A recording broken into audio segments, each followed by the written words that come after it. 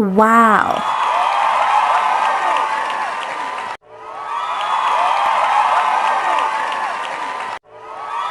Hello mga maring ug mga pare. Mag-arrange ta karon og 2-flower bouquet. Ako ning gihatag kang Ma'am Marilyn sa iyang birthday timing nga na siya dinhi sa amo. Karon masyada pa gyud ang arrangement akong gibutangan og fairy light. Na siya tulo ka klase nga siga. Masyada pa gyud kay push button ra siya kay battery man. Dugay ra ba gyud unta ning i-post pero ang pag-edit man gatapulan ko kagahapon ba unta ni schedule nga post pero ay kanalagi maabot atong katapon. Karon gikapuyan ko pag voice over pero ako na lang yung gitugos akong kaugalingon. Murag naagyod sa luyos akong utok nga mundang na kog reels. Murag ikapoy na ko oy. Especially nga sigig mag-minus akong 60,000 minutes views na maka-encourage yung muundang. Pero sige na lang oy, ako na lang ning paundayunan. Hinahinay tagbakwit ani, basin di ay. Kaning akong mga videos, mamumbu man og mataas na makwit na ni sa lain-lain nga platforms. Basin di ay, in the long run, makaginansya ra pud ta ani. Di lang gud ta magtan-aw sa karon, ang umaabot na lang gud ang atong tan-awon. Busa mga maring, mga paring,